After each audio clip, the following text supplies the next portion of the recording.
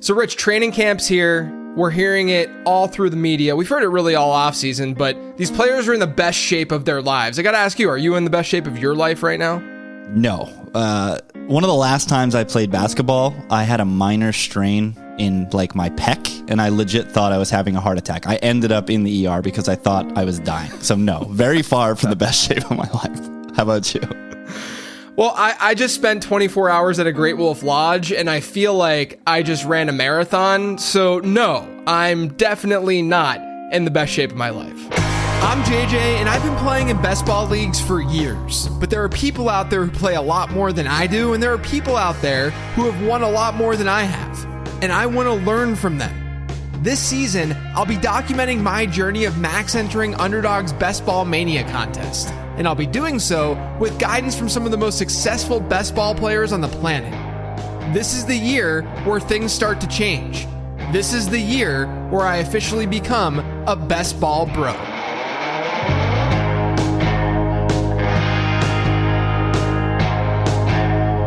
Welcome into another episode of Becoming a Best Ball Bro. One day later than normal. I'm JJ Zacharyson, and I am joined, as always, by Rich Ryan. Rich, what's going on, buddy? Doing good, man. Unbelievable summer of sports. If you're a soccer guy, you had the Euros. Now we're rolling straight into the Olympics. The Gold Zone has been phenomenal on Peacock. And when people are listening to this on Thursday, there's a football game on today, JJ.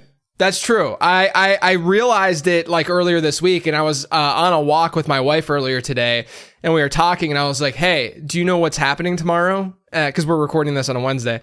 I was like, hey, you know what's happening tomorrow? And I said that football was starting, and she said, well, it was nice knowing you, because she knows she knows what happens when August hits. Is look, I'm still a dad, but I'm not able to have as much time and energy focused to the things that are most important. But it's just the way that it is. This is my job, right? And so there are. I always say there's like 3 months out of the year where things are like gravy, and I can hang out and chill and really get in the time of not sitting in front of my computer all the time. And then there's a period where I just work a lot, and that's just the nature of the business. Everyone has a lot of jobs have it this way, right? Seasonal. But I'm excited, man. I love doing this. I love football season. I love the start of football season. I love draft season, which is what we're in right now. Just a lot of fun. Yeah, for sure. Really excited to see whose career is going to end. We had Josh Jacobs get 10 carries in the Hall of Fame game. Was that 2 years ago, and his career was over? Yeah. So somebody's career and he had literally the best season of his career. Yeah, literally. Like Josh Jacobs has been just like a perennial RB2 or whatever. I know someone's going to fact check me and be angry at this, but that year he was actually a league winning player. Like that was the year that he absolutely went ballistic. Of course. Can't wait. Can't wait for all it takes. Anyway, so I want to start off today's show. Davis Mattek sent a tweet out. I think it was from his chat, one of his like YouTube streams or whatever. And Mattek sent a tweet out, and it was a good thought experiment, I thought. And we started talking about it a little bit in the Discord. Others on Twitter were talking about it. So let me throw this out there to everyone, and then you and I can discuss this. And I think that you're really apt to answering this because of your poker background and such. But Davis tweeted the following idea. If you knew that a wide receiver, or let's just say that Underdog decided to throw this little wrinkle into one of their tournaments or something. And this is assuming a tournament environment. Davis didn't tweet that it was a tournament environment, but let's just assume it's assume it's Best Ball Mania, right? Where week 17 is where folks are getting paid out, right? And it's not like the sprint where, weeks 15, 16, and 17 all kind of count the same. So Davis tweeted this out. If you knew that a wide receiver would score 50 points in week 17, but scored 0 points from week 1 to 16. So the whole season, 0 points. Week 17 hits, 50 points. Where would you draft that receiver, Rich? I think you got to take them first overall. And the part of me that struggles with this is that there are going to be so many teams that reach week 17 that also have this player. So ultimately, your percentage of winning the tournament doesn't go up as much as you would think on the front end. But that being said, it's going to be really, really hard to actually win the tournament if you don't have this magical box of 50 points presented to you in week 17. Yeah, I think so. I agree. I responded to Davis and I said 101. That was just my response, to be like dramatic about it. Just have one, like, don't have any explanation. Yeah. Just let people react. Some people it was cool. Some people are like, JJ, you've officially become a best ball bro, because I'm thinking about it game theory wise and mathematically and stuff. But there was one response that got to me that I think is important to bring up, because I'm sure a lot of people are thinking about this, or at least in this way. But the person responded and said, you can't do that because you're giving up 200 points to the rest of your league or what have you, right? Like, there's obviously an opportunity cost involved. But when you think in that way, you're thinking about a median outcome, right? What we're trying to do here is think of the higher end outcome, because that's what we need in order to win these things. You got to get, top 2 out of your league. And then obviously, the pools aren't as great, in weeks 15 and 16 as it will be in week 17, but that's the point too, right? Like, if it's a smaller pool, then your team doesn't need as high of a ceiling to necessarily advance. And then if you have the largest pool in week 17, and that's when you're getting that 50-point outing from that wide receiver, that's a really big freaking deal. Just think about Devon Achane last year when he had his monster game, that 50-point outing that he had. I mean, if you had him in your season-long league, you won that week, period, full stop. Like, I would guarantee you that was a 98% win rate, if not more, for Achane teams that week. And so I think that it's important to not think about the median outcome here. The median outcome, if you don't have a first-round pick, which is basically what this is saying, right? Like, the whole season, you're getting a 0 out of your first-rounder. We're going to see injuries happen and busts happen, but I would imagine... I don't know. This is not scientific, and I could look at data and actually come with a more scientific way of approaching this. But let's imagine 4 of the top 12 don't end up really providing that much value. Maybe 2 out of the top 12, right? Not counting this player, right? So yes, you're taking a 0 for in that scenario, but other teams are also going to struggle a little bit with their first round pick. That's the first thing to remember. The next thing to remember is, yes, you're foregoing that massive opportunity cost, but those players, like I said, number 1, may not perform all that well, but you also can make up for that by hitting on players later in your draft. It's not a guarantee that you can't win your league and you can't get to week 17 without that player. And to your point, I didn't even think about that. It's a really good point about ownership in that final, that final week. But I do wonder if, like, what the degree of difficulty would be to get to week 17, right? Which would naturally lower that percent roster number, that exposure number to that player in that week, because it's just difficult to get there. And if that would sort of offset that a little bit. But even still, knowing that it's a more difficult journey does not make it not make that player not the 101, even though it is more difficult to get there. Yeah. And at the end of the day, we've heard a lot of people talk about the value of getting to week 17 is higher this year because the payouts are flatter. But still, the difference between a min cash in week 17 and first place is $1,497,000. Yeah. So getting there is nice, but the whole object of playing in this tournament is to win first place. Yeah, the other thing too is that if you get 50 points from a wide receiver, you're guaranteeing yourself a pretty hefty payout, right? Like, you're talking about min cash. Like, you're not going to min cash in week 17 if you have a 50-point outing from your wide receiver, unless your whole team just does pathetically, right? At the end of the day. Unless you're about to take the longest shower cry of your entire life after week 17. Yeah, right. I mean, like, so many things would have to go wrong for that to happen. But I do think it's a really good exercise, because if you're playing in a season-long league, the answer is no, you don't take this person 101. It's a totally different beast. I get the question this time of year. I'm going to answer it on a mailbag this week. As a little spoiler alert, the mailbag will go out on Friday. But everyone's asking me about season-long leagues and stacking in season-long leagues. And I do think that, the easy answer is just take a step back and look at the probability of you winning a game without factoring in who's even on your team, right? You get a 50-50 matchup every week in your season-long league that includes the playoffs, right? You don't need variance necessarily in that environment. Sure, it's fine if you want to get a stack, and that, having that stack can increase your upside. But at the end of the day, it's not nearly as pertinent. So it's not as pertinent to get a wide receiver who does nothing through weeks 1 through 16 and then gets, a 50 burger in that championship, because it's just a different environment.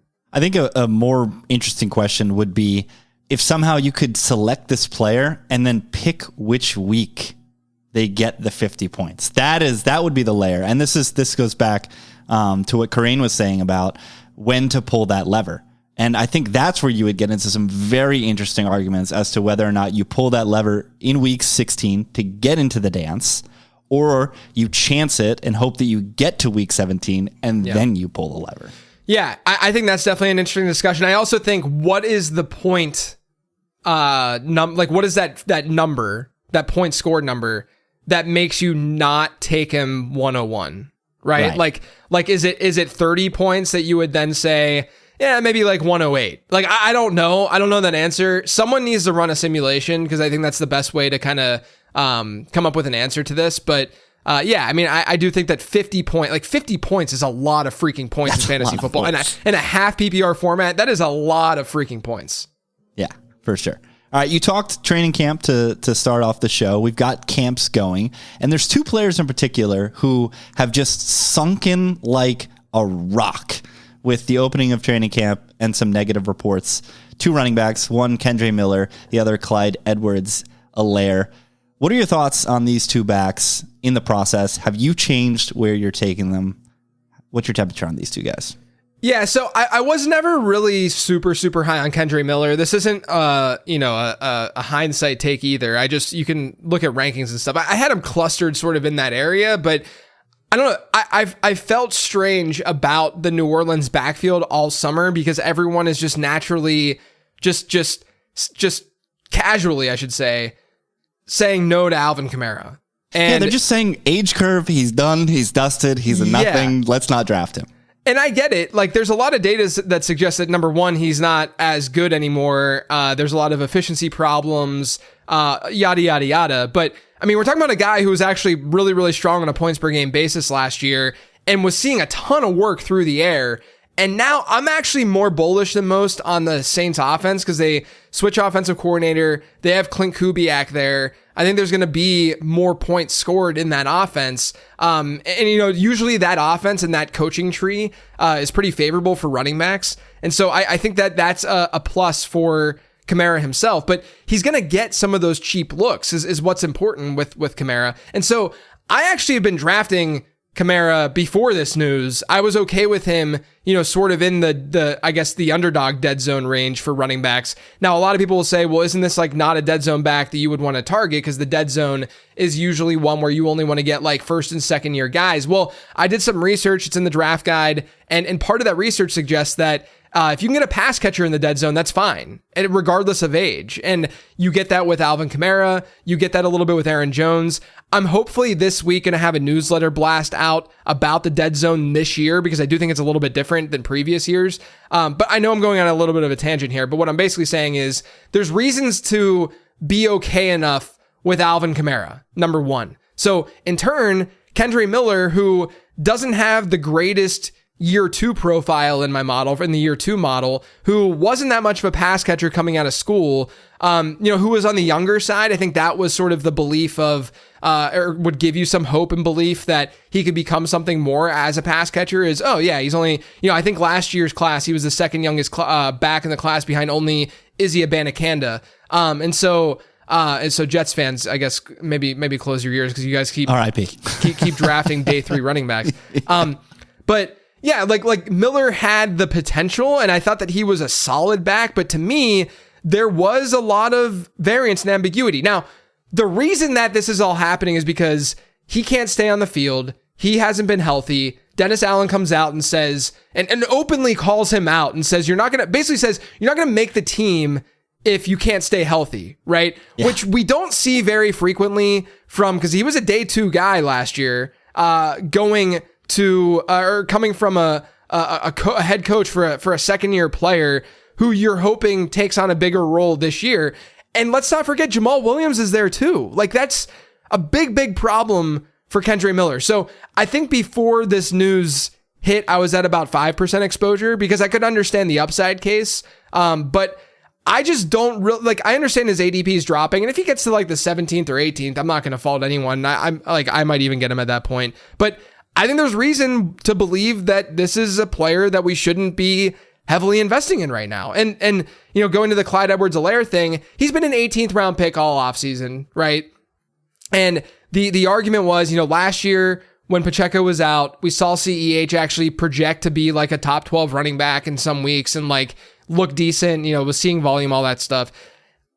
This Deneric Prince stuff to me is not invalid. Like I think that we're probably going to see, if Isaiah Pacheco were to go down, I think that we probably would see more Prince than what we saw last year, for instance. The only thing I'll throw out there is Prince was not a good prospect. Like he was not a very strong prospect, and he is a size speed freak. And those kinds of players will often look better during the training camp period than they necessarily look, once they find the field and they can start to contribute, in like a real football game. The difference between like him and Pacheco, because Pacheco was that guy too as a prospect.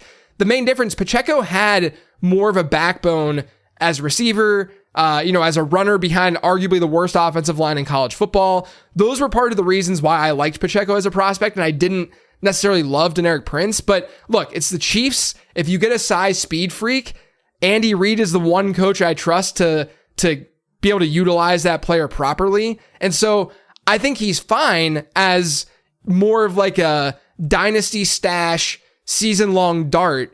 Do I think that Prince is going to become a league winner in the 18th round? Probably not. Do I think that if I were to choose between Prince and CEH right now, would I choose CEH?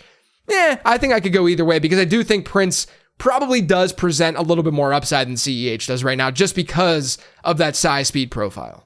This is a great jumping off point into one of your focuses this week, which is mixing it up in rounds 17 and 18. And you said it just there, you can go either way on CEH or Prince, and you're allowing some of these camp notes to go into your process in those later rounds. So how are you attacking those later rounds so far, or right now, I should say, in best ball? Yeah, I mean, maybe this is controversial. Maybe people think that you shouldn't pay attention to those camp notes and stuff. But, if there is hype surrounding a player, I'm okay with throwing a dart or two at that player. For instance, Colby Parkinson right now is playing as the tight end 1 for the Rams, right? I've gotten him naturally in Stafford stacks and in Ram stacks. They have Davis Allen there too, who could get some work in that offense. But if Parkinson's the tight end 1, without Tyler Higbee, then I think that there's some intrigue there in a landscape where we don't have tight ends that really stand out in the last rounds. I mean, I talked about Mike Gesicki last week. I've been drafting him really, really consistently pretty much all offseason, and we keep seeing, a steady drumbeat with Gesicki, and that's making me feel even more confident drafting him. I don't think there's any problem with that when we're talking about a pick in the 17th and 18th round that's more than likely not going to contribute that much to our lineups to begin with. So if there are positive notes, and if those notes have some semblance, like I haven't gotten into a draft where I've had to make this choice yet, but the reports about Rico Dowdle maybe not being the locked in RB2 in that backfield and them liking Royce Freeman a little bit, I don't think that's nothing. Now, am I going to go out and get like 10% exposure to Royce Freeman? Probably not. Will I maybe throw a dart or two at Royce Freeman? Sure. In the 18th round, if I feel really good about what went on round 1 to 17, sure. I think there's some validity to doing something like that. Yeah, and the Colby Parkinson thing, this is a constant drumbeat. I mean, they did hand this dude, 3 for 22 and a half in the offseason, and 10 of it was guaranteed. So they projected that they have interest in this player. So the drumbeat is only continuing with him getting involved in training camp. Keeping on the running back topic, you put this in your focuses. I did a live draft this morning, and it's so funny because I ended up going this way just because it's the way the board fell. But running back heavy and adjusting to a smaller room, going perhaps with 4. I mean, I know we talked about going super high variance with 3 on a previous show, but 4 seems to be the comfort zone. But in some of these drafts where we have more casual people reaching for running back, I've actually found, and the one I did this morning specifically, that running back values fell to me in the early rounds, and I just ended up going with this heavy approach. So talk about what you've been doing, JJ. Yeah, I think that's the thing, is that sometimes you just find yourself in drafts where people get running backs that you don't expect them to get in the early-ish rounds, or like maybe Kyron Williams goes in the late second or something like that, and that forces a Derrick Henry to go to into the 4th or something like that, because other teams just are reacting, a certain way to what that environment is doing, or, someone's taking a Pacheco over a Derrick Henry or something like that. So Henry then falls. So in those environments, I do end up getting the falling value.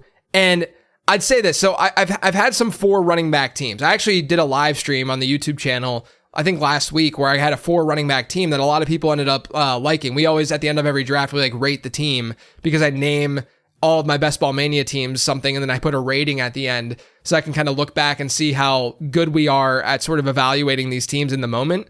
And so we had a 4 running back team last week, and a lot of people were giving it 9s and 8s and 9s out of 10.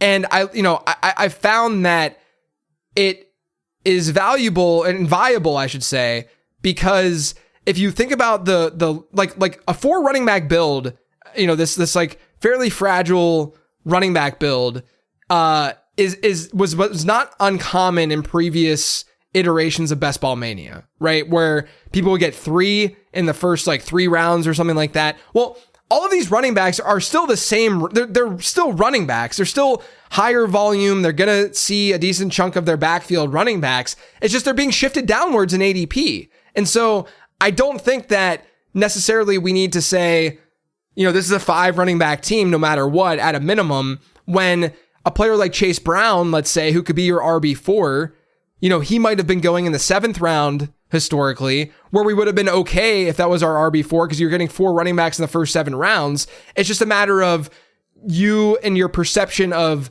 draft capital and the amount of capital that you're spending on a position, and that equating to actual production and value, if that makes sense, right? In the past, we'd say 4 running backs through 7 rounds, or 6 rounds, you can be done at running back. Well, now those running backs are going in round 10. So why can't we be done with running back if we have 4 through 10, right? It's just a different environment, a different drafting environment. So there are teams, let's say I get Breece Hall and then Isaiah Pacheco, and then, this is obviously not correlated or anything, but then Tajay Spears and Chase Brown. I'm okay with those 4. I hypothetically, I could be okay with just going with those 4 running backs and hoping that the first 2 hit, and then I have a good rotation or a potential for the other 2 to hit with contingent upside. I think that that's a sound enough logical strategy. Yeah, and this whole notion of draft like you're right. When you invest that much capital in running backs, if you're drafting like you're right, those guys are going to have a very smooth curve of output on a weekly basis. Whereas at the receiver position, even if you draft like you're right, you're just going to have these natural spike weeks. Yeah. Which is why it makes more sense to have a deeper receiver room and have these elite running backs that you hope stay healthy and hope have the output that you drafted them at. They're smooth throughout the season at an elevated level. And then you have a ton of receivers that you can capitalize on those spikes weeks throughout the season and then hopefully into the playoffs. Yeah. And I also just want to say, I'm not doing this in every draft. There are builds. I'm going with a 2-7-7-2 build. I'll get 7 running backs in some drafts depending on how I'm spending. I'm just saying that don't close the door on a 4 running back build, because I do think it's viable. Yeah, things just happen. Value is going to fall to you, and you're just going to have these inflection points where you're like, well, I guess I'm going down this path in this draft. Right. So, and you just go from there. Let's talk Houston Texans. You talked about the receiver room on perspectives, but there is a guy at the head of the offense that's running the show who just keeps falling in drafts. CJ Stroud is down 20 picks from where we started this process a couple of months ago, and you find yourself getting the second-year man. Yeah, look, I think that he's now properly valued at times, right? I don't think that you should force it in the 6th round if you're doing, a decent number of drafts. If you're doing 40, 50 plus drafts, right? Obviously I've done 450, so I'm just going to try to grab the falling value, but I want to think from your perspective, not necessarily you, Rich, but anyone else who is maybe doing 20, 30, 40, 50 drafts, you can still play this game as well, right? And that game being CJ Stroud as a 7th round pick when you have one of his pieces. Now, if you go with a naked Stroud and you get Stroud without one of his big 3 wide receivers, I don't think it's the smartest strategy. It kind of goes back to what I talked to Karain about the first episode of this, or I guess second episode of this podcast, where, I asked him if there's a falling value, and he's like, yeah, you just got to pass on it, because what is that player going to really do for you in this tournament environment in that week 17 when he's not stacked, when you don't have that correlation? And he's not wrong, right? Sure, that player might help you get there, but at the end of the day, you want as many outs in that week 17 as you possibly can. And so if you have CJ Stroud with Noah Brown and Dalton Schultz, and even Dave Kluge, who was on Perspectives last week, he admitted, like, this isn't what I like to do, and I didn't feel comfortable doing it. And he wasn't even able to get Dalton Schultz on that team because someone randomly got Dalton Schultz like a round before ADP. Now, I do find, though, that with every fantasy analyst and their mother saying that CJ Stroud is an overvalued asset and redraft, he's naturally fallen. And then on top of that, you get a group of people who generally know that stacking is advantageous. And if you get one of the Texans wide receivers, if you get two of them, like I've started getting a lot of like Nico Diggs or Nico Dell, or sometimes at the 3-4 turn, if you're lucky, you can get like the Diggs Dell or something like that. If I do have a pairing, I will force the issue with CJ Stroud, and I will get him in the mid to late 7th round. And it is not an uncommon occurrence if you're able to bully and force the issue a little bit with him. Yeah, and I mean, all three of those receivers, as you discussed last week, it's almost like basketball. I feel like they all have defined roles on this team, and they can all eat on a given week. So if you can stack them with CJ Stroud, I think that's more than reasonable. I think that people that try to sell themselves on which Texans receiver is going to win might be selling themselves up the river. Yeah. Whereas, again, and we keep reiterating this, if you let the value fall to us, if one of those three falls past ADP, then I think you just scoop it and then maybe look to eye this stack with CJ Stroud. You mentioned Chase Brown. This is a player that you've been vocal about on Discord, on Twitter. This is a guy, it seems like you're planting your flag in him in that Bengals backfield. Yeah, the interesting thing is that at the beginning of the offseason, if anyone listens to the Late Round podcast, I was kind of anti-Chase Brown. Like, I thought that he was kind of a dynasty. So yeah, like I thought that he was a sell in dynasty because I had this idea. Like, I thought that his ADP was going to rise more than it did. I just had a wrong read on the market, right?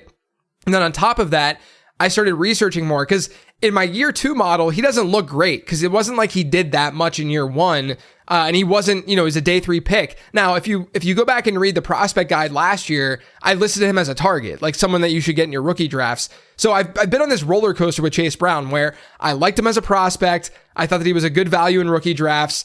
And then at the beginning of this offseason, I thought, yeah, maybe he's a sell because chances are this day 3 pick is not going to have the environment that we want and that we think he's going to see.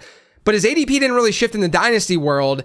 And then on top of that, I started doing more redraft research and found that when looking at year 2 scores and looking at my prospect scores, they don't matter that much with middle round running backs. What matters more is that guy is just in the middle rounds to begin with. The market is telling you that things are looking pretty favorable for him.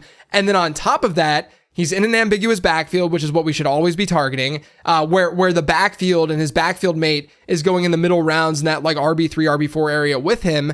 And then on top of that, he's a second-year running back, and second-year guys throw away all context. Second-year running backs do perform above expectation, generally speaking, in that area of the draft. So I'm going to change my opinion on players whenever I get new information and when I research more and learn more, right? I'm not going to have take lock. That's stupid. I want you guys to win. And so in March, I think it was, I changed my tune completely on Chase Brown. And, maybe send some apologies out there if someone sold him in Dynasty. I don't think that he's going to be like, like an RB1 or anything. Like, I don't even think he's going to go the path of like Isaiah Pacheco. But if you read camp reports and listen to what people who follow the Bengals are saying, they are saying that this is a legit 1-2 split between him and Zach Moss, where it wouldn't surprise them if Chase Brown ends up emerging as the 1A in that backfield. And to me, he has the pass catching upside more so than Moss, which is another thing that we look for in these middle rounds. Anyone who says that he can't handle a big workload, go look at his college resume and tell me that he can't handle a big workload. Like that's a completely fabricated fact. That's not true at all. He can absolutely handle a big workload. Do I think that he's going to be the goal line guy? Not necessarily, not with Zach Moss there. But again, this is a situation where he's a big play player. We saw it last year. He's got a lot of burst. That's good for best ball, obviously. And what I've been saying to the Discord and what I've been saying on, wherever I go, I've been talking about on other podcasts and stuff, is I just see and we've already seen it, the ADP rising with Chase Brown, because there's going to be a lot of hype surrounding him. So I'm trying to get as much as I possibly can, right? I was already high on Brown. I had 15% exposure before all of this started. So I'm already doubling up the market almost. But I'm trying to get up to closer to that 20% mark, hopefully without his ADP rising too much. Last player, a Jets legend, a short king, a guy who I think is one of the few players who will merge the tape grinders and the stats bros. It's Greg Dortch. This dude just does it. Yeah, he's a fun player. He was a really, really good prospect in terms of production, which is what I always love to look at. But, he's a smaller guy. You never know how teams are going to want to use that and translate and how that will translate. Like we saw it on that exact same team with Rondale Moore, right? Well, Dortch consistently would outperform Rondale Moore whenever given the opportunity. He just wasn't always given the opportunity. Now, someone might look at like his yards per route run. It's not very strong. Part of that has to do with the fact that he's had a pretty low average at the target throughout his career. And that's going to naturally coincide with not gaining a ton of yards, every target and every catch, right? But when he's on the field, he gets targeted at a decent clip. His targets per route run is around like the 18% mark, which is nothing, it's not like amazing, but it's not terrible. And if you look at this team and this environment, now I've been drafting Dortch a lot in stacks, in Murray stacks, in Rams, Cardinals, week 17 game stacks. But I think that you can go with him as a standalone, get some production a la Khalif Raymond in the 18th round, because I think if you look at the personnel in this offense, the most likely outcome is you get Marvin Harrison and Michael Wilson on the perimeter. And Michael Wilson, I also have been higher on, versus the market all offseason too. But you get those two guys in the perimeter. Greg Dortch, naturally a great slot guy. Trey McBride at tight end. That's your 11 personnel package. Like that makes a lot of sense, just intuitively based on their skill sets. And it doesn't hurt that every day it seems like Kyler Murray's throwing a touchdown to Greg Dortch in practice. You see that come across your timeline. So I just want to shout out Dortch that I think I'm at like 12% or so Dortch right now. I don't want to be like so heavily exposed to a player like that who I don't think has like a massive ceiling, but there are enough teams where, you might want an 8 wide receiver build, even a 9 wide receiver build. And you're just like, I need production. I need something from a player. And that's what it's sort of like the Jaleel McLaughlin of wide receivers. Like, I don't think McLaughlin has top 12 upside per se, but I do think that he's going to give you some production. And sometimes that's all you need to get maybe a handful of usable weeks. Maybe those usable weeks hit at the right time. That's totally fine. I feel that way about Greg Dortch. Yeah, like when you're in the 18th round and you're looking at some of these guys, like someone who and again, I'm not playing a ton of volume. I'm not clicking Jalen Tolbert's name. Yeah, it's tough unless you're in a stack or something like that. Yeah. That's right. Yeah, unless you've got that Dallas Philly game stacked, or you already have Dak and just need another piece of that offense. But an unstacked Dortch is fine, because we've seen this guy eat in far worse offenses, right? With Kyler Murray not even on the field. So yeah, he's a talented player, and he'll always have my heart, because he was on gangrene. He was a fun prospect, man. A really fun prospect. Anyway, let's get to our guest. So I interviewed Sam Sherman. He's an NFL writer and podcaster at Established to Run. I've talked to a lot of ETR guys on this show. I love the folks over there. There might be another one coming soon. Not necessarily on Becoming a Best Ball Bro, but on the Late Round Podcast. He also hosts ADP Chasing, another show with a lot of friends that you guys should check out. But Sam and I, we talked about sifting through these camp reports, game stacking, how strategy changes from bigger tournaments to smaller ones. That's a talking point that folks have wanted me to talk about and interview people about. So we talked about that a little bit and a ton more. You guys will definitely enjoy it. Here is my interview with Sam Sherman. This episode is sponsored by Underdog Fantasy. If you haven't played over at Underdog yet, now's the perfect time. There are tons of different best ball leagues that you can join, and there's definitely a league out there that fits what you're looking for. And you can use all the things that I've talked about with guests on Becoming a Best Ball Bro to crush those drafts. But like I said, now's the right time to join up. Because if you go and you sign up and use promo code LATEROUND, you not only get a nice deposit offer, but you also get a free late round draft guide. That's a $25 guide emailed to your inbox after signing up for absolutely free. So head to underdogfantasy.com, sign up using promo code LATEROUND, and make a deposit. I can confirm it's a really, really fun platform to play on. Now back to the show. So Sam, we're seeing camp reports fly like crazy this time of year. With the takes and what we're seeing, guys perform, against defenders that don't even exist, aren't even there. If they just catch a ball, in the middle of the field without a defender close by, it's a big deal. But with that being said, what are the things that you're sort of looking for that will actually impact the way that you draft? Yeah, it's funny you mentioned this, because maybe I'll start with an example of things that aren't impacting the way I'll draft. One example that I saw recently, I think there was a tweet going around, I forget who it was, but some Denver beat reporter that was like, wow, play of the day, Audric Estime, truck sticked defender in the secondary. And you see that tweet and you're like, wow, that sounds pretty cool. And then you actually see the highlight clip, and I don't even think they have their full pads on. Like, the defender is clearly not trying to tackle Estime, and he just like leans, puts his head into him. And anyway, so the point being with that is you have to be really careful about those type of reports of like player X made this awesome play, or even the highlight videos that look cool. Those are fun to watch, sure, but I'm less focused on that. I think the main thing that I'm looking for right now, in training camp before preseason starts, is depth chart news. So there's a lot of good sources on this. I find the Athletic beat writers are pretty good, but just getting the details on what wide receivers are playing with the ones, what wide receivers are playing with the twos, that goes for running back and tight end as well. Just really getting the concrete information on, who's playing with the starters, and less so beat writers' opinions on how the players are looking in practice. Yeah, I think it's really key. I mean, it's really easy to get enamored when you see, a guy make a circus catch or something like that. But we know that, number one, that's not even like a sustainable play. But number two, it's like we do all of this research throughout the offseason to say this guy's good, this guy isn't good. And, obviously they're all good because they're playing in the NFL, but, versus the way where they're being drafted and stuff, that we can't let one big play or like one crazy thing, in camp sway our talent evaluations that dramatically. I think it's important. And like you said, really good call out to just look at depth charts, look at which running backs are running with the ones, all that kind of stuff, and let it sort of guide you, in how you're, approaching best ball drafts. A question that I asked last week, but I think another perspective could really help. Are you attacking drafts any differently this time of year? So obviously, like best ball mania drafts, we'll start in May. We'll see sort of these like fluctuations in ADP and certain times to attack, certain players. But then you get in like later July and into August, you get more casual players entering. And again, I'll say this for the millionth time.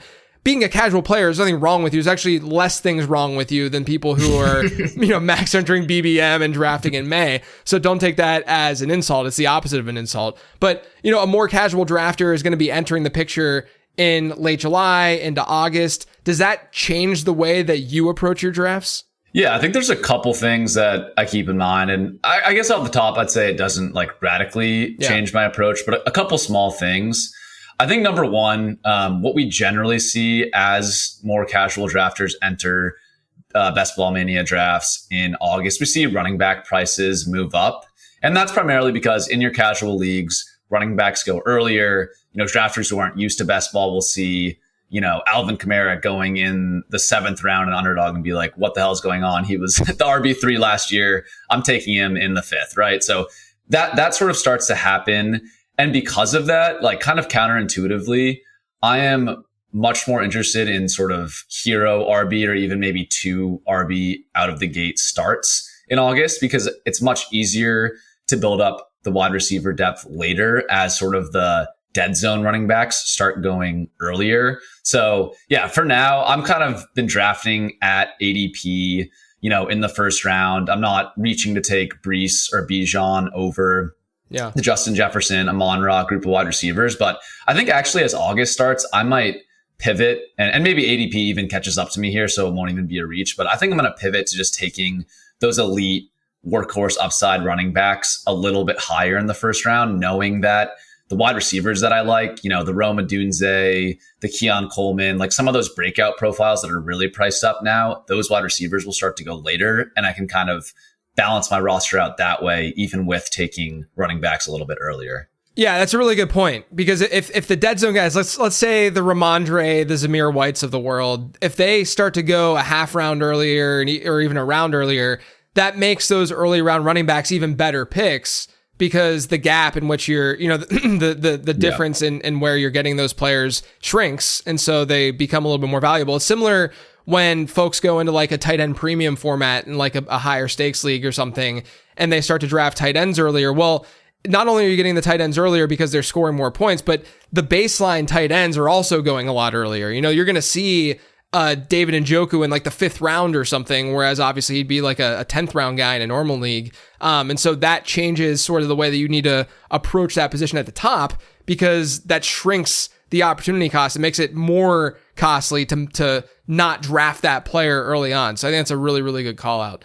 Yeah, no, I was just going to add to that. Like, if to kind of get a sense, if you're a drafter who, is a wide receiver heavy drafter and underdog right now, to kind of give yourself a feel of what things might look like in August, like go draft on a platform like FFPC right now. Like looking at running back versus wide receivers, you're going to be absolutely disgusted by the running back prices on the website. And you'll find it's like the least painful time to take a running back in the first round, right? Because you're taking, I don't know, Breece Hall over Amon-Ra, like that probably feels fine to you. You're really not going to like taking Rachaad White over Tank Dell or Alvin Kamara over DJ Moore or whatever. I might be mixing up the examples a little bit, but that's the type of decision you'll have in those middle rounds.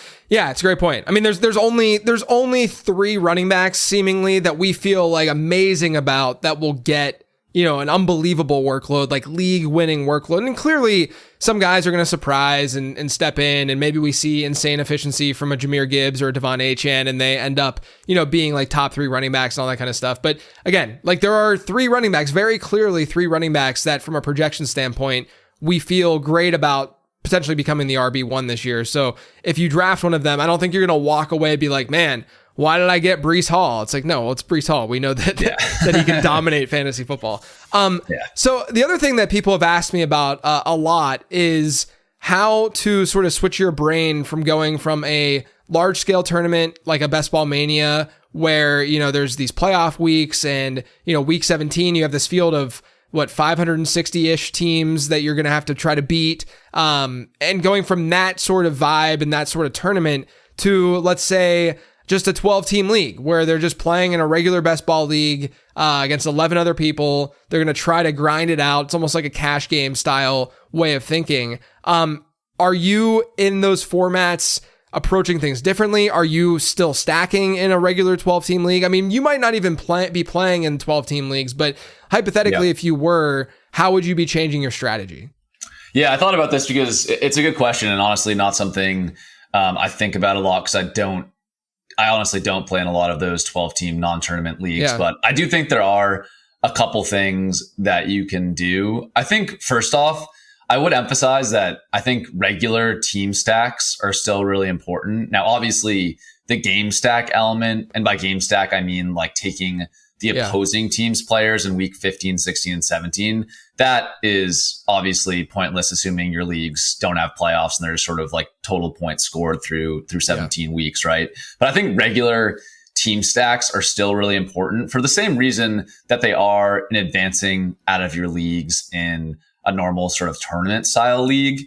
Like how I kind of think about it and how I sort of build intuition around stacking is, like, I want to increase my odds of finishing in first and second in my league, and also counterintuitively, like, increase my odds of finishing 11th and 12th, right? Like, if I take Tua, Jalen Waddle and Tyreek Hill, and the Dolphins completely get blown up this year, say Tua gets hurt, Mike White, whoever their backup quarterback is now, is terrible. Like, I'm fine with that team tanking, because in the rest of my portfolio, I don't have like one-off Tua bets without the wide receivers, or even that often like one-off, Jalen Waddle without any other Miami pieces. Like that concentration element both helps your teams finish in first and second, but also, I'm fine with finishing 11th and 12th in my league, right? Like there's no point in being in the middle in how these best ball payouts work. So that's the intuition for me around stacking, that I think it's just as important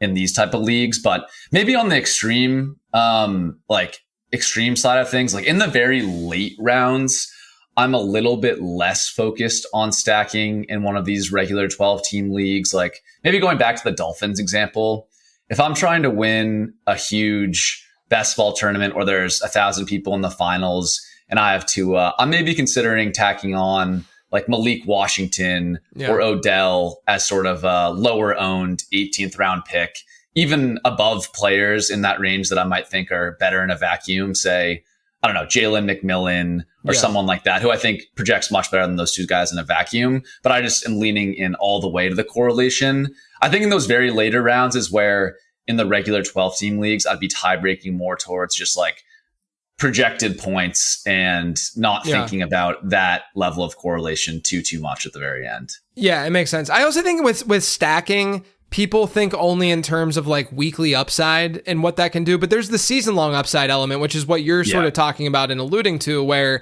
you know, if Tua goes down, sure. Yeah. I mean, that Miami stack, all of a sudden you're screwed and it's not going to look as good. But if Tua does well, then he's elevating the entire offense, which means all of those guys you drafted, if you got Tyreek and Waddle, let's say, both of them could end up being better than ADP and outplaying their ADP and being great bets, just simply based on the fact that the offense outperformed itself because Tua played well. And so you're getting that season-long upside. It's not just like I'm stacking them and I have the correlation in that given week. So if Tua throws for 4 touchdowns, chances are my team's going to really blow up for that week. Yes, that's true. But what's also true is that season-long element, which I still think is viable in the 12-team leagues, like you're saying, where you still want to have guys who outperform ADP. And a way to get guys who outperform ADP is getting guys in the same offense, because if that offense does well, then all of them are likely to do a little bit better.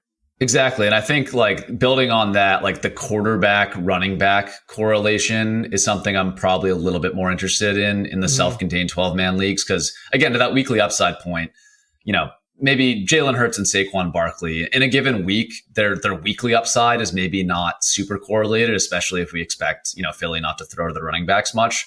But over the season, if the Philadelphia offense just smashes under Kellen Moore, like all the pre-snap motion stuff he's bringing to the offense, that just makes the Philadelphia Eagles a lot better, then both Barkley and Hurts are probably going to have great years, right? So that side of it, and you could even go to running back, wide receiver correlation, same thing. Like, I don't know, Bijan and Drake London in a given week, maybe not correlated, but over the season, if Kirk Cousins' Achilles is fine, that's good for both of them, etc. So I think things like that, I'm fine leaning more into in the individual 12-man leagues. Yeah. Now, speaking of stacking, in tournament style formats, especially Best Ball Mania, where we know week 17 is the most important. We know that it's the largest field just in terms of the amount of the number of teams that you're competing against.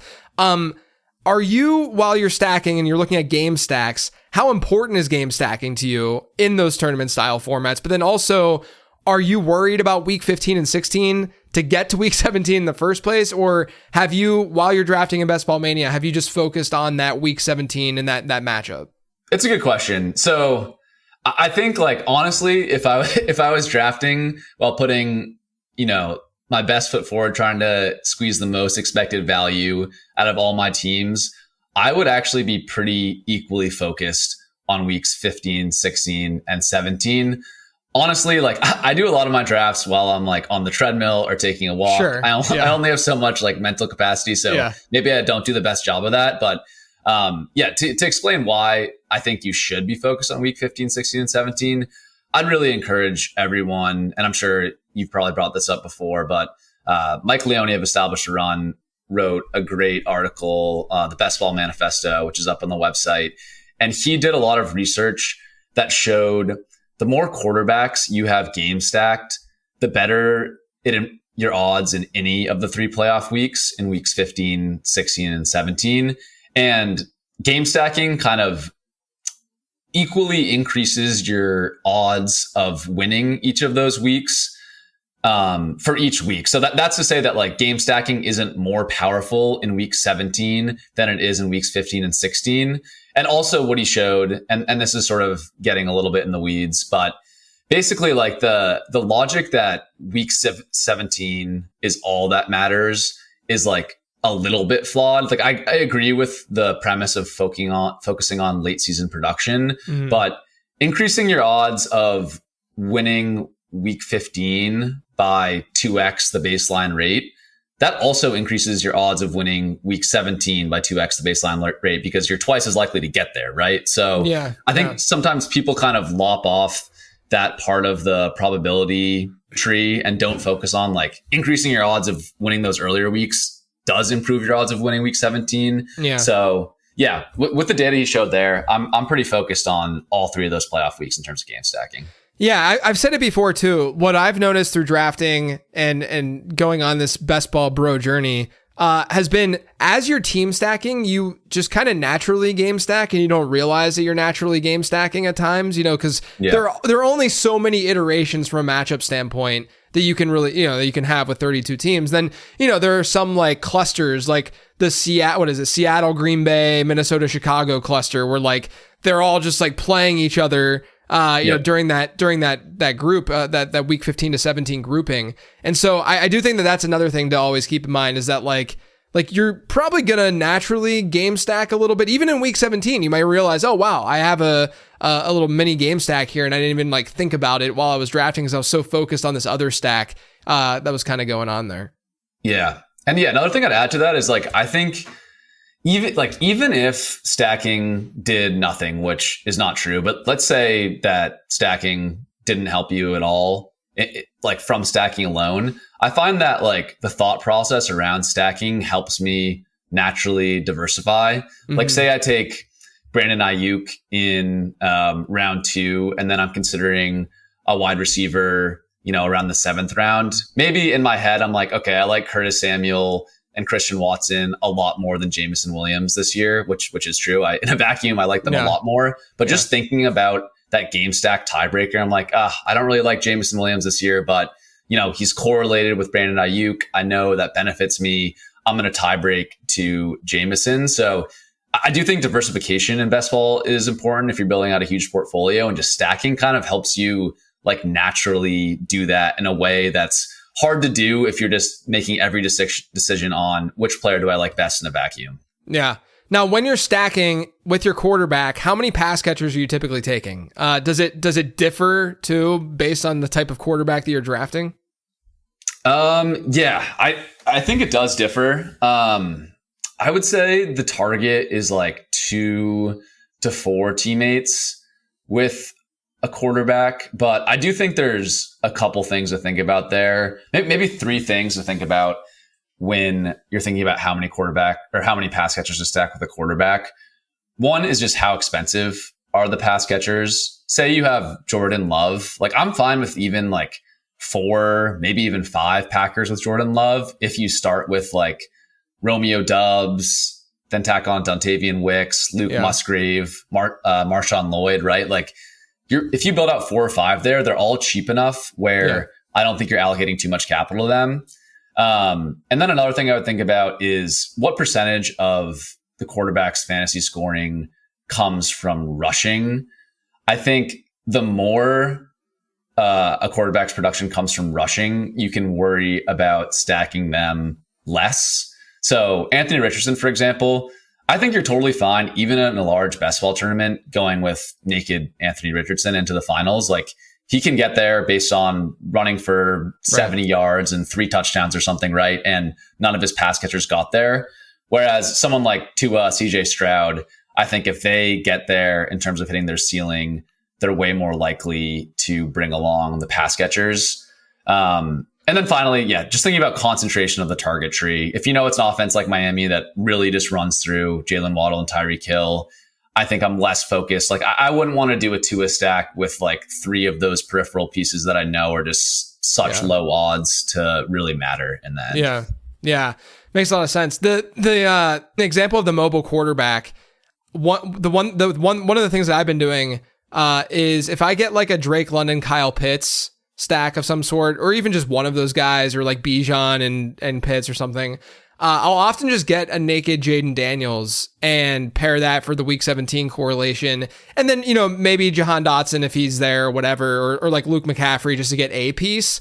But I'm not necessarily like forcing the issue as much because like you said, like Anthony Richardson, I know that's not, Jaden Daniels is not Anthony Richardson, but it's the same idea, the same thesis of like, if that player is going to perform well, chances are, like, the reason we're drafting him is because of the rushing. It's not because of what they can necessarily do with their arm. And so you can get a nice, interesting, week 17 game stack by getting a player who that's not even super stacked, but you have his opponent sitting right there. That makes a ton of sense. And kind of tangential to that, but another thing I was thinking about, and it maybe isn't directly related to your question, but I do think and this doesn't really get discussed much in best ball, but I think there is some like underrated benefit of going with pocket passers over mobile quarterbacks specifically for best ball, because assuming they project similarly, like imagine this thought experiment where CJ Stroud and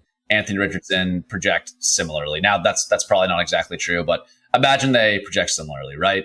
When CJ Stroud hits his ceiling in a given week, he's almost guaranteed to bring along his wide receivers. So assuming you're stacking, you have CJ Stroud and Nico Collins and Stephon Diggs or any two of his pass catchers, you're very likely not only to have Stroud, hit your lineup when he hits his ceiling, but two of the pass catchers on your roster are very likely to be brought along. Whereas if Richardson hits his ceiling in a given week, it's less correlated with his pass catchers doing so. Now, obviously, he can just straight up beat Stroud, and if he beats him by enough points, it doesn't matter that you didn't have the perfect pass catchers, right? But there is some element there where like the predictability of the pocket passers with their wide receivers, I do think like in a vacuum, I do lean a little bit more towards the pocket passing quarterbacks in best ball than I would in like a redraft league. Yeah, well, the other thing too is that in a season-long redraft league where you're managing your team, part of the allure of a mobile quarterback is the predictability of knowing that they're going to give you something each and every week because of that floor, right? Like the one of the biggest things that people misunderstand with mobility at quarterback is that it's more of a floor thing than a ceiling thing. The reason why we've seen the ceiling from the mobile quarterbacks over the last 5 years is because they've finally had the passing numbers to really match that rushing production. It's not like Tim Tebow and Terrell Pryor and those guys from like 2013 where they could give you a random spiked week because of their rushing, but their passing was atrocious. So their ceiling really wasn't nearly as good as what people generally would think, right? And so basically the weekly output between a mobile quarterback and a pocket passing quarterback, it's not dramatically different. Like when you're talking ceiling, when you're talking about like what they can provide on a weekly basis, the real difference is on a season long one, when you're actually managing that team and trying to look at the predictability side, it is better to lean into that mobile quarterback a little bit more. And they're going to exceed expectation at a higher rate too, because they do have a nice floor and it's easier for them to hit that season long ceiling. So a question that I love asking on Becoming a Best Ball Bro is how you're attacking the tight end position. You can get a higher end one, but you can do a lot of different things in the position. I feel like it could be a make or break position this season. So which tight end, if you are getting a higher end one, which one are you generally going after? But I'm also curious, who are the later round ones you're going after? Because it feels like that position is just horrific once you get into like past like Pat Freiermuth. Yeah, it is really dark this year in the back end of the tight end landscape. Compared to last year, I felt like there was a ton of great options. Yeah, my tight end take is I don't know. Like I'm always hesitant to say this because like it's been wrong like so many years in a row that like in any market trend would tell you this is bad and stupid. But I think that like the low end tight end one grouping, and that goes from George Kittle to David Njoku. So Evan Ingram, Jake Ferguson, Brock Bowers, David Njoku. I like those guys like almost as much as I like the top 6 tight ends. So as a result, I found myself like going, if you want to call elite tight end, like Njoku and above, I have like overwhelmingly elite tight end builds. But I am getting more of those lower end tight end ones. And yeah, I don't know. Like I definitely could be wrong about this because I know a lot of people disagree, but I just find like there's kind of discount profiles of the guys that go really early. Like, for example, Trey McBride, he's one of the early tight ends I actually do like, so I'm not trying to disparage him, but everyone talks about Trey McBride's breakout last year from, week 8 on, once he got the starting job from Zach Ertz. You compare him to David Njoku over that 10-week stretch to end the season, and David Njoku had the same targets per route run as him. He actually outscored McBride in PPR points per game, 16 to 15. And I get it. Like, Njoku's breakout was with Joe Flacco a lot of that time. He did have some good weeks with other quarterbacks in there, but I get why it's like less predictable going forward. But it feels like, McBride has huge changes in his offense next season. Marvin Harrison Jr. is coming in, immediately being drafted in the first round of fantasy drafts. Like, he immediately projects as an alpha that was not there before. So there's changes going on there. And I feel like McBride's stretch to end the season is like all the way baked into ADP, and people are saying, we don't care about David Njoku being the tight end 1 down the stretch last year. And similar things with like Kincaid and Ferguson. Again, I think like you can say Jake Ferguson is kind of just discount Dalton Kincaid. You look at their peripheral stats last year, like very similar. ADOTs, yards per route run, once you include the playoff games, was identical at 1.5. Targets per route run, again, once you include the playoff games, was pretty much identical at like 19%.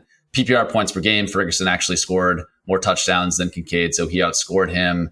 So I get it. Like the first round draft capital potential for Kincaid to take a huge leap and be the alpha in Buffalo, like that's not there with Ferguson. But in Dallas, like who's the wide receiver 2 and 3 in Dallas? Like there's really not much competition there as well. So again, I just see like these kind of discount bets on the elite profiles. And I really want to say that like, I do think these top 11 tight end profiles are really good, but the opportunity cost of taking the Laporta and the McBride versus taking the Bowers and Njoku Ferguson, I just lean on taking one of those guys later.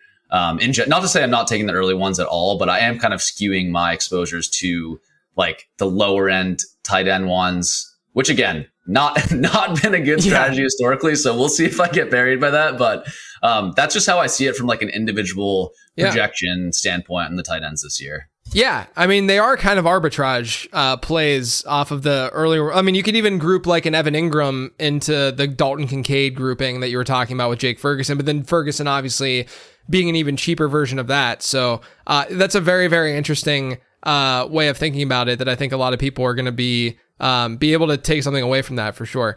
Have there been any players who are rising in ADP right now that, you've just ignored the hype train and you've just continued to draft? Obviously we're going to see a lot of this over the next month where guys are rising in ADP by full rounds based on what's going on in camp. Are there any players that you're leaning into and saying that this is deserved and I still want to get exposure to that guy? Yeah. One guy that stood out to me here is Curtis Samuel. Maybe not your traditional hype train guy, but he has sort of steadily climbed throughout the offseason. I pulled up his Best Ball Mania ADP, when the tournament was released till now, and he's one of the biggest 10 risers, sort of by percent rise in ADP. And yeah, with him, it's just like, it's not a clean breakout bet. Like we don't usually think of year 6, year 7 wide receivers as breakout bets, but you look at the list of quarterbacks he's played with over his whole career. Ian Hartitz pointed this out on Twitter, but his quarterbacks since he joined the NFL was sort of the last gasp of Cam Newton, Derek Anderson, Taylor Heineke, Kyle Allen, Garrett Gilbert, Will Grier, Teddy Bridgewater, PJ Walker, Ryan Fitzpatrick, Carson Wentz, again, bad Carson Wentz, not good Carson Wentz, Sam Howell, and Jacoby Brissett. So yes, he has not had any massive seasons in the NFL to date, but he has been on sort of a per route basis pretty good. 20% targets per route run, 1.5 yards per route run. Those are very solid numbers considering the target competition and the quarterback he had to work with. He also does add a little bit, 10 rushing yards per game over the last 4 years. And he's always graded out really well in Matt Harmon's reception perception data, 82 percentile success rate versus man, even last year. So yeah, I'm excited just with the target vacuum in Buffalo there. I think, if you look at ADP and Underdog, everyone's projecting Dalton Kincaid to be the huge beneficiary of that. I just think Curtis Samuel, because of his age, because it's not the typical archetype we like to project for a breakout, he's a little bit discounted even in a really heavy wide receiver landscape. Yeah, that's a fun call out. Are there any guys that you're just completely afraid of drafting this year? Oh man. A couple ones. Where to begin, right? Yeah, where to begin? I interpreted this as like guys I'm scared to draft, but I'm still clicking on because that's fine too. Yeah, I want to hear that. Yeah, I'm scared of draft. Like I'm almost equally scared of not drafting them. Jayden Reed is a guy I'm definitely underweight to, but I have been drafting him, especially when he falls a bit by ADP. That's just the whole Green Bay target competition point. Yep. I think they have 4 really good wide receivers there, maybe even 5. Maybe 5. Yeah. Yeah. If you want to count Bo Melton, he did have some good games down the stretch last year. And yeah, he just did not get playing time in 2 wide receiver sets as a rookie. But at the same time, you have all sort of like the market and structural or archetypal factors going his way. You know, 2nd-year breakout wide receiver, really efficient as a rookie. He also gets the schemed up sort of pre-snap motion stuff, some rushing stuff. So yeah, that's one where I'm just like, I don't think the price is right on him. I'm not really clicking him much, but I definitely see how I get burned there. So I'm getting my, cozy 4% exposure blanket to Jayden Reed. Yeah, it's a tough one because I think that anyone can see a path to him being like a really good player. Or I mean, like he's kind of already a good player, but I'm talking like, let me ask you this, because I've asked this to Dave Kluge last week on Late Round Perspectives, but if there's a wide receiver on that team, would you say that Jayden Reed would be the receiver that could really come out and become not necessarily an alpha, but like a really, really, really good fantasy asset? Like, do you think that the way the ADP is laid out for these guys is correct? It's just a matter of, there's likely going to be some sort of rotation there. Yeah, I think the order of ADP is correct. I just do believe that all 4 guys are good. And even like Romeo Doubs, the guy that I think our corner of the fantasy community likes to hate on because of some efficiency stats. Like in the playoffs last year, he was good for 151 yards against the Cowboys. In that win, he was like their clear starting alpha, even by route participation. Like he played the most snaps by far. So like, I don't know how you can rule him out when he was just their best player the last time we saw him on the field. Right. So I think all 4 of these guys are good. And I think they're like the ultimate better and best ball picks. Yeah. I just think like you run the simulation of the season 100 times, the cheaper guys, Wicks and Dubs, are going to end up being like better plays. But I do think like if I had to rank them in order, I would rank them in order the way the market has. It's just that Reed is just a little too expensive for my taste. Yeah, and look, like you said, the better and best ball thing I think rings very, very true. Like a lot of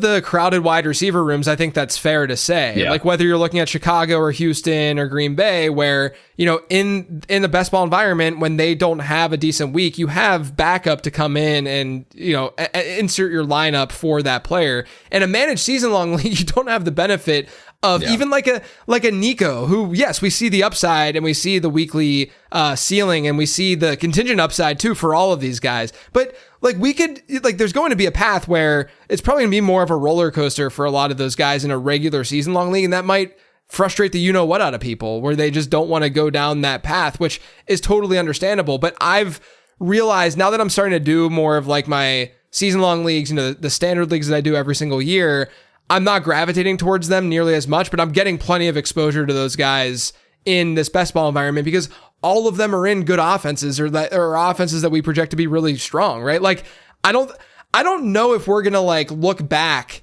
at the season and even look at Jayden Reed in the late 5th into early 6th, and even without an injury to the other guys, and say this was a massively bad pick just because the offense could be that good. You know what I mean? Like there are other wide receivers in that range where it could go south and we wouldn't be that shocked if it went south, Now, do I think, like, I'm not trying to be like overexposed to Jayden Reed because I agree that the most likely outcome is this rotation, and I'd rather just get kind of the cheaper assets. Like I have a lot of Dontavian Wicks, like every other best ball bro out there. But like, yeah, but like I agree. Like I think that's probably where your brain is telling you like, hey, still get some exposure to Jayden Reed because this offense could just be really, really good at the end of the day. Exactly. Yeah. And I don't want to bet against what Jordan Love showed at the end last year.